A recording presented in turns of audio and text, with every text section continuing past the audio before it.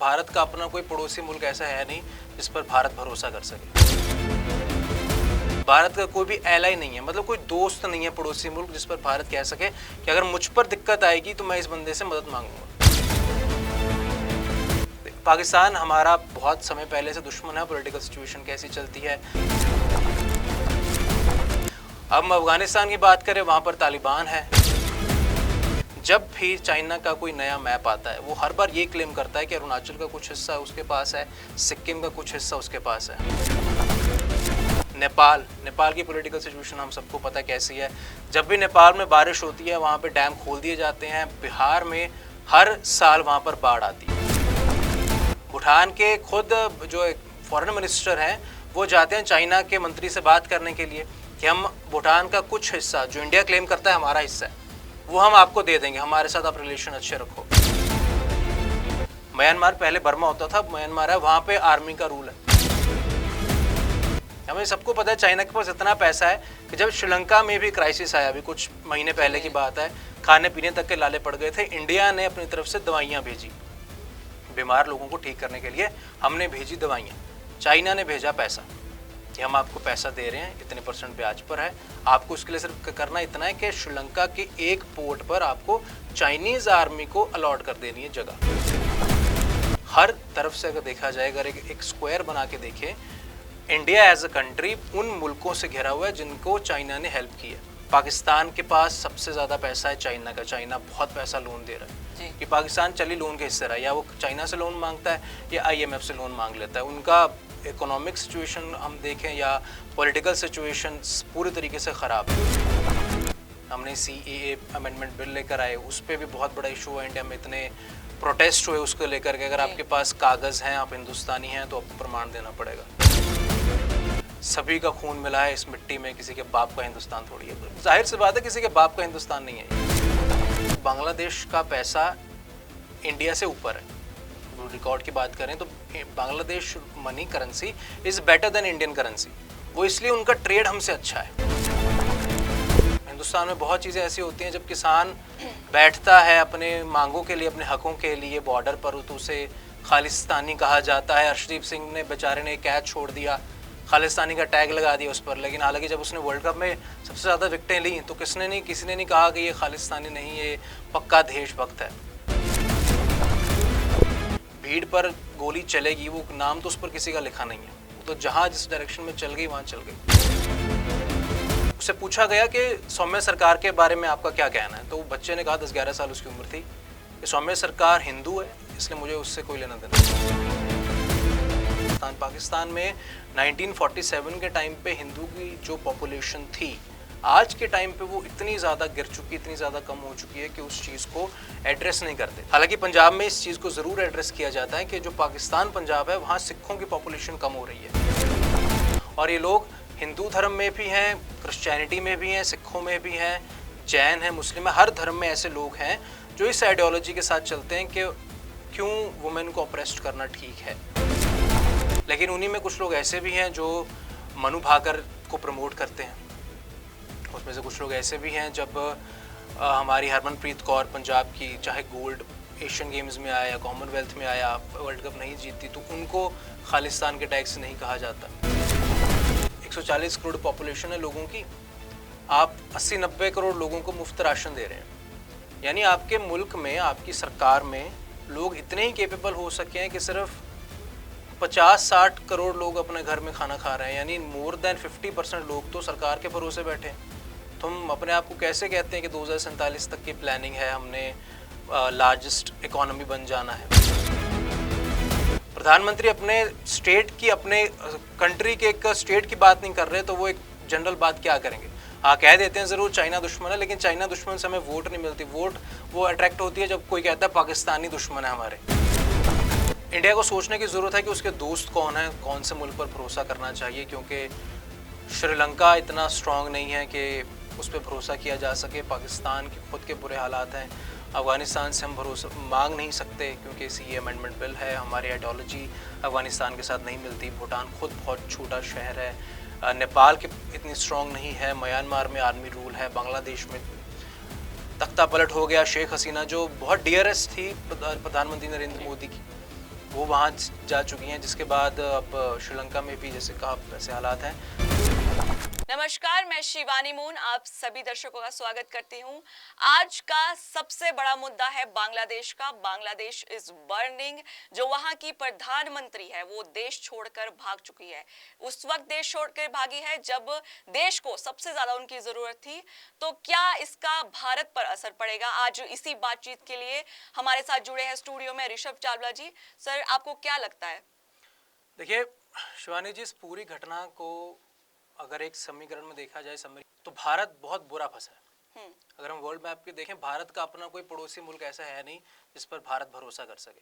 हम अपने घरों में अमूमन ऐसा होता है ना कि हम अपने दुख अपने पड़ोसी को बता देते हैं, या हमारे यहाँ तो ऐसा भी होता है कि पड़ोसी को चाबी तक दे देते हैं घर की, कि अगर कोई बेटा बेटी आएगा उसको चाबी दे देना, हम जा रहे हैं। लेकिन भारत अपने किसी पड़ोसी मुल्क पर भरोसा नहीं कर सकता।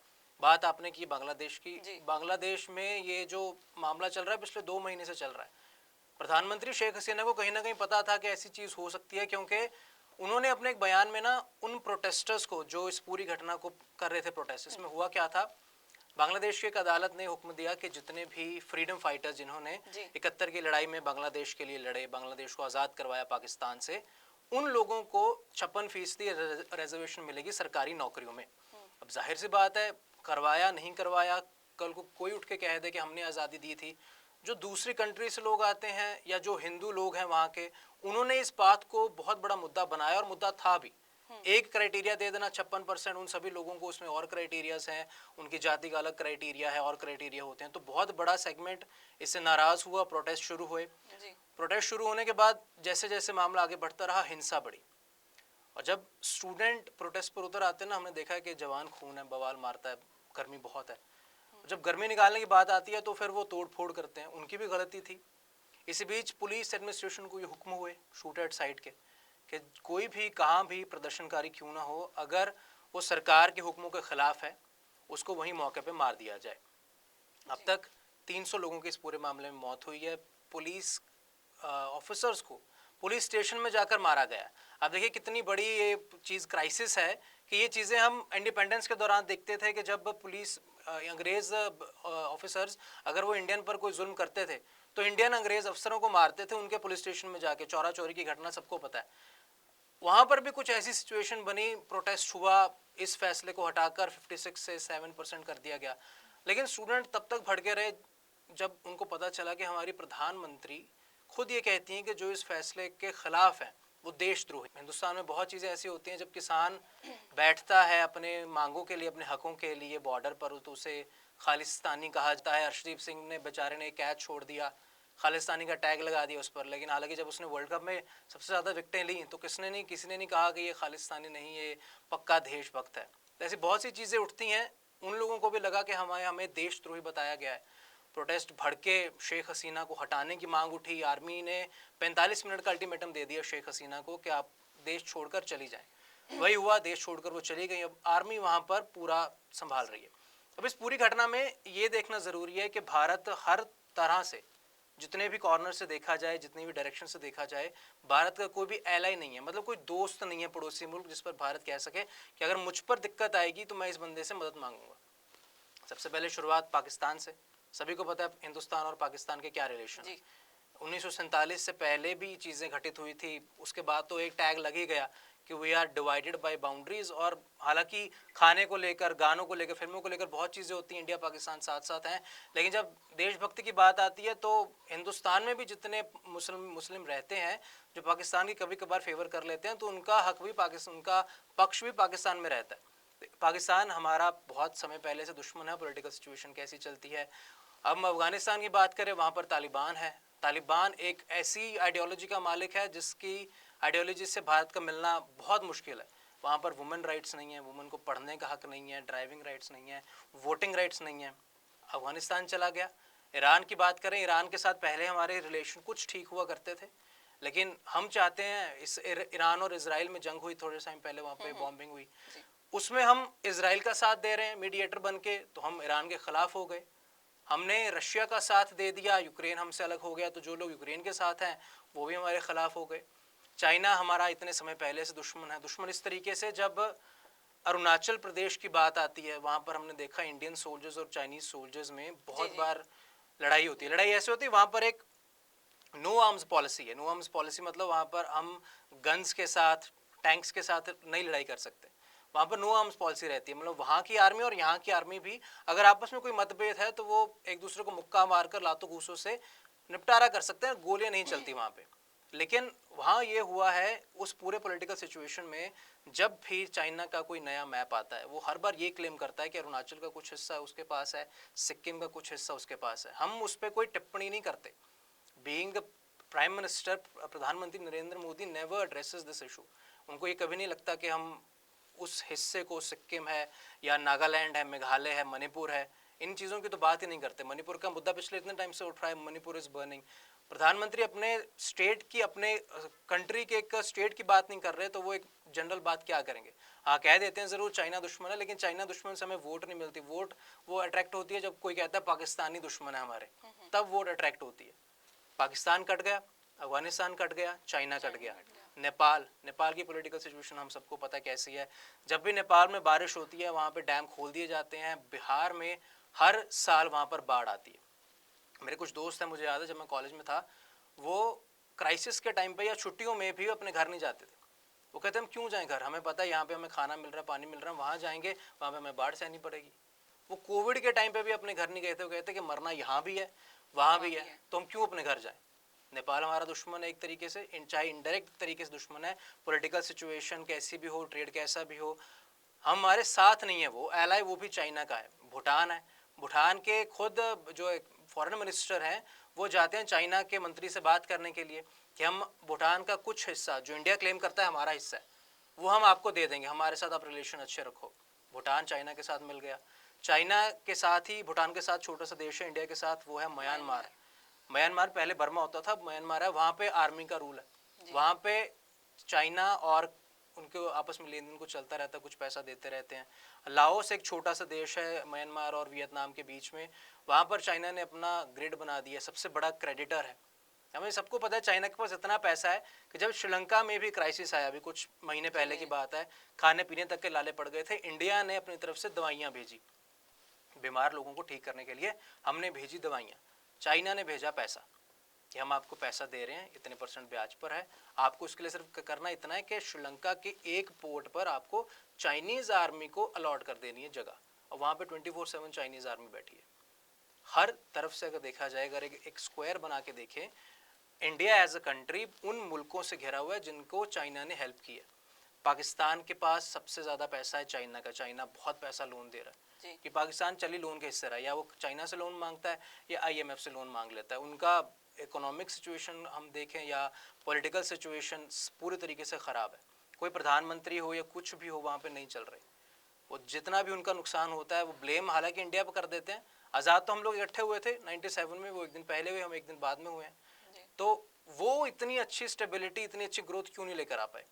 इसका रीज़न ये भी है कि पाकिस्तान में जो उस आइडियोलॉजी के लोग हैं, मुद्दा उठाते हैं ना बार बार कश्मीर का। मेरे कॉलेज में कुछ ऐसे लोग थे, जब मैं उनसे कश्मीर की बात करता था वो कहते थे हमें ना हिंदुस्तानियों से कोई दिक्कत है ना पाकिस्तानी से कोई दिक्कत है, हमें अपना अलग कश्मीर दे दिया जाए। अब हालांकि वो मुद्दा बात का है, लेकिन जैसा आपने कहा कि इस बात का इंडिया पर क्या असर पड़ेगा, बहुत बुरा असर पड़ेगा। पॉलिटिकल सिचुएशन हमारी इंडिया की ख़राब हो सकती है, क्योंकि जब म्यांमार में ऐसी सिचुएशन आई थी, म्यांमार की जब नेता को सुंग आनकी को हटा दिया गया था, वहाँ पे आर्मी आई थी, बहुत ऐसे म्यांमार के रेफ्यूजीज थे जो इंडिया में आ गए थे।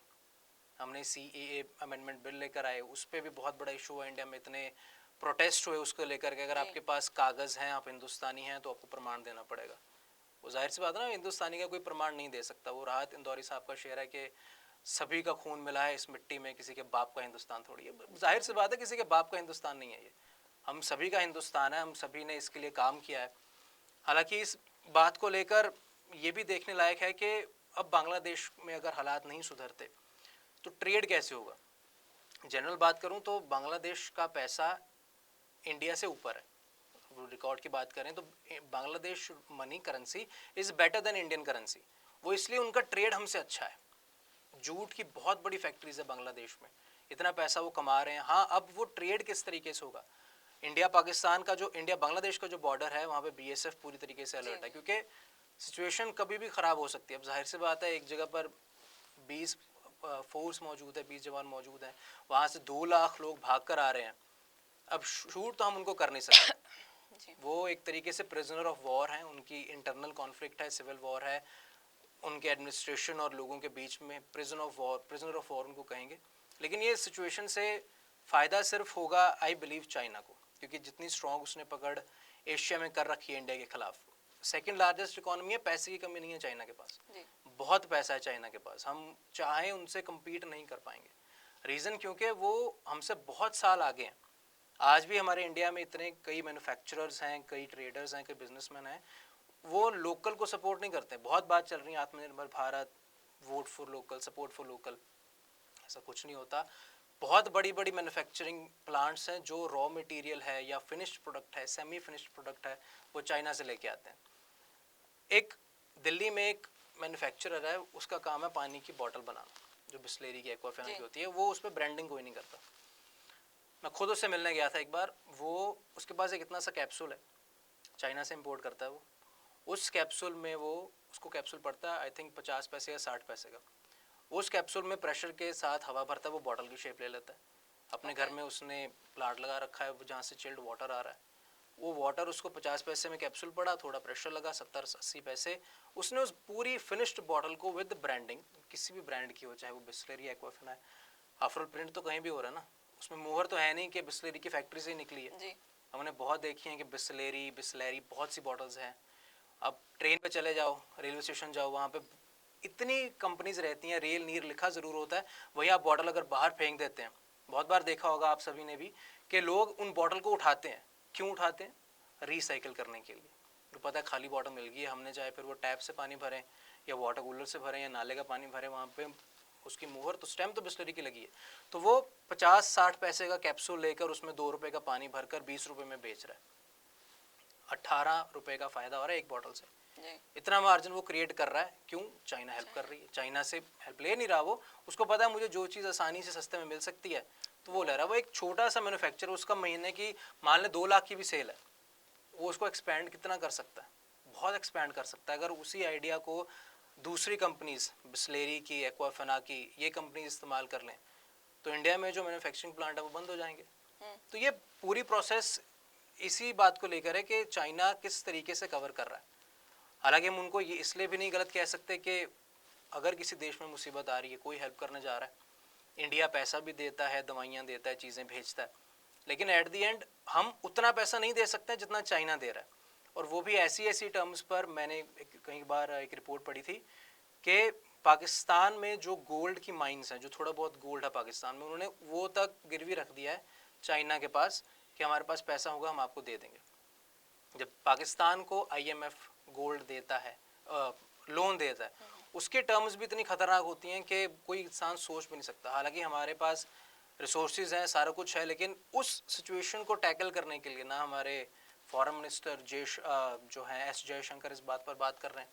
बात करना बहुत ज़रूरी है। तो बांग्लादेश में जो हुआ, स्टूडेंट प्रोटेस्ट कर रहे हैं, प्रधानमंत्री शेख हसीना भाग गई हैं, आर्मी कंट्रोल करेगी। हाँ, इसमें यह नहीं है कि जैसे पाकिस्तान में हालात है ना कि अगर आर्मी कंट्रोल करती है तो आर्मी का चीफ ही सारे फैसले लेता है। इसमें यह बात देखने वाली है कि आर्मी के चीफ, बांग्लादेश के आर्मी के चीफ ने यह कहा है कि जितने भी हालात बनेंगे, कोई भी एक कमेटी बनाई जाएगी 18-20 मेंबर की, उन सभी को वो लोग चुनेंगे जो ऑलरेडी पॉलिटिक्स में एक्टिव हैं, स्टूडेंट पॉलिटिक्स में नहीं, for the betterment of country. उन लोगों को लेकर आएंगे, क्योंकि शेख हसीना को मेजॉरिटी दी थी लोगों ने। अब जिन लोगों ने जिताया उन लोगों का साथ छोड़कर चली गई हैं। ऐसा हमने श्रीलंका में भी देखा था, लोगों के पास खाने पीने के लाले पड़ गए थे, वहाँ पे 5,000-6,000 लीटर पेट्रोल हो गया था, इतने बुरे हाल थे। अगर एक दवाइयाँ लेने जानी हैं, दवाइयाँ नहीं मिल रही हैं, तो पॉलिटिकल सिचुएशन कुछ देर के लिए तो अनस्टेबल रहेगी। ये नहीं है कि आज प्रोटेस्ट हुए हैं, सरकार बन गई, हो जाएंगी चीज़। क्योंकि अब आप देखिए, स्टूडेंट्स को पता है या जो प्रोटेस्टर्स हैं उनको पता है कि अगर हमने इस बात का मुद्दा उठाया है कि अगर हम एक प्रधानमंत्री को उसके ओहदे से हटाकर देश छुड़वाने तक मजबूर कर सकते हैं तो फ्यूचर में भी हम ऐसी हरकतें कर सकते हैं। हालांकि ऐसी सिचुएशन आने की नौबत नहीं होनी चाहिए। नुकसान इससे इकोनॉमी का नुकसान है, पॉलिटिकल सिचुएशन ख़राब होगी, बेकसूर लोगों की जाने जाएंगी। अब जाहिर सी बात है भीड़ पर गोली चलेगी, वो नाम तो उस पर किसी का लिखा नहीं है, वो तो जहाँ जिस डायरेक्शन में चल गई वहाँ चल गई। हो सकता है कोई निर्दोष पुलिस का साथ हो, इस बात को सुलझाने की कोशिश कर रहा हो, उन लोगों पर भी इसकी पूरी मार आ सकती है। लेकिन भारत का इस पर इनडायरेक्ट तौर पर बहुत बड़ा असर पड़ेगा, क्योंकि जैसे मैंने शुरुआत में कहा कि इंडिया के पास अपना कोई पॉलिटिकल एलाई, कोई नेबर एलाई नहीं है जिस पर हम भरोसा कर सकें। पूरा अगर हम सर्कल लगा कर देखें तो वहीं खड़े हैं जहाँ पर 1947 के टाइम पे थे। बांग्लादेश हटा। मैं आपको बांग्लादेश की एक घटना बताता हूँ कि मैं अभी थोड़े टाइम पहले बात भी कर रहा था। वहाँ पर हिंदुओं से नफ़रत, उसको मैं टर्म नहीं कहूँगा, लेकिन हिंदुओं को वहाँ पर as a minority, as a complex, as ऐसी कम्युनिटी देखा जाता है जो मेजॉरिटी के ख़िलाफ़ है। एक दफ़ा ऐसी इंडिया बांग्लादेश की कोई सीरीज़ थी, वहाँ पर जो रिपोर्टर्स आम लोगों से पूछते हैं कि आपका इस मैच को लेकर क्या हाल है, तो बांग्लादेश में एक बच्चे से पूछा गया, उस टाइम कप्तान था सौम्य सरकार, वहाँ का जो कैप्टन था बांग्लादेश की टीम का, उससे पूछा गया कि सौम्य सरकार के बारे में आपका क्या कहना है। तो वो बच्चे ने कहा, 10-11 साल उसकी उम्र थी, कि सौम्य सरकार हिंदू है, इसलिए मुझे उससे कोई लेना देना नहीं है।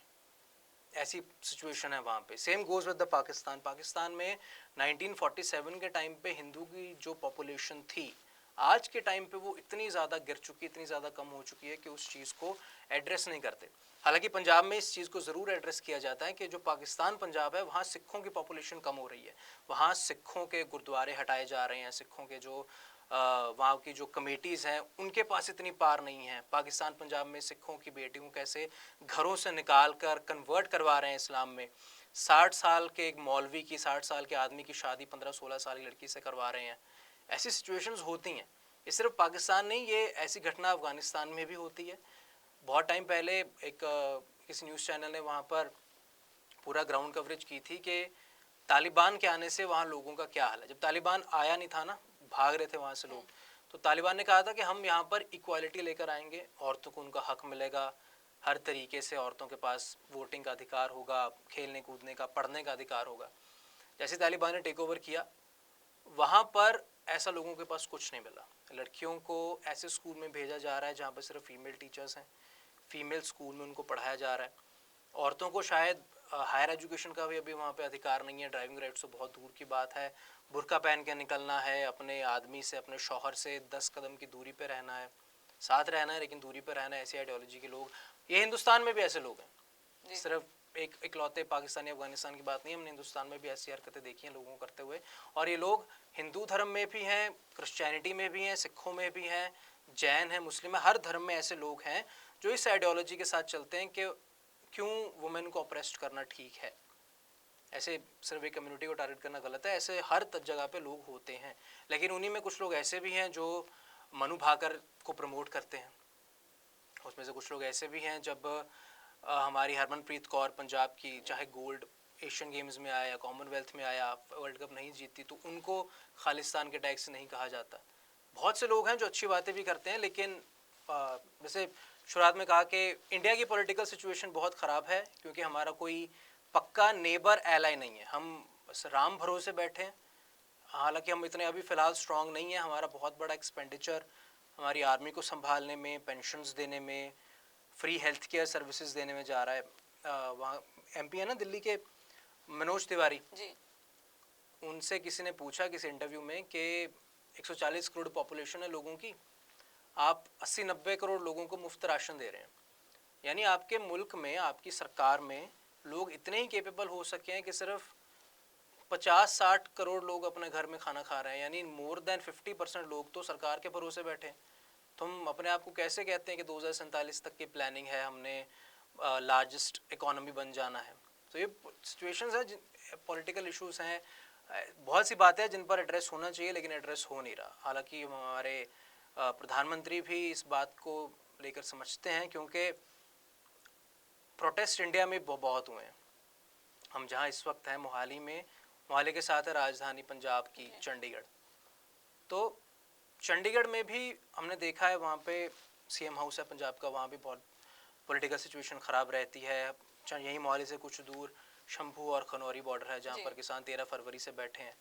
सुप्रीम कोर्ट ने ऑर्डर दे दिया हटाए जाएं बैरिकेड्स, हरियाणा सरकार ने फिर पूरी पॉलिटिकल सिचुएशन ख़राब कर रखी है। अब देखिए ना, ऑप्रेस्ट करने के तरीके कैसे कैसे हैं सरकारों के पास। जब पंजाब में कहीं प्रोटेस्ट होते हैं तो पंजाब के मुख्यमंत्री वहाँ जाते हैं, लेकिन उस बात पर इतनी बात नहीं होती। जब हिंदुस्तान में कहीं प्रोटेस्ट होते हैं तो सब लोग बीजेपी के खिलाफ रहते हैं कि बीजेपी गलत कर रही है, लेकिन अगर अपने स्टेट में किसी ने प्रोटेस्ट किया है तो उस बात को लोग एड्रेस नहीं करते। तो ये पूरी पॉलिटिकल सिचुएशन है। अगर भारत को इस सिचुएशन से निकलना है, क्योंकि प्रोटेस्ट होते रहेंगे, डेमोक्रेसी का हिस्सा है, अगर लोग आवाज़ नहीं उठाएंगे तो यही माना जाएगा कि हाँ उन सभी की रजामंदी है उस चीज़ में, फिर चाहे वो गलत है चाहे सही है, फिर चाहे उत्तराखंड का यूनिफॉर्म सिविल कोड हो या फिर CAA अमेंडमेंट बिल हो, हर तरीके से लोगों की फिर रजामंदी कही जाएगी। चाहे फिर किसानों की कहे जो 3 काले कानून वापस ले गए थे तो वो भी सही है। इसलिए आवाज़ उठाना ज़रूरी है, लेकिन जैसा मैंने कहा पहले कि इंडिया को सोचने की ज़रूरत है कि उसके दोस्त कौन हैं, कौन से मुल्क पर भरोसा करना चाहिए, क्योंकि श्रीलंका इतना स्ट्रांग नहीं है कि उस पर भरोसा किया जा सके। पाकिस्तान के खुद के बुरे हालात हैं।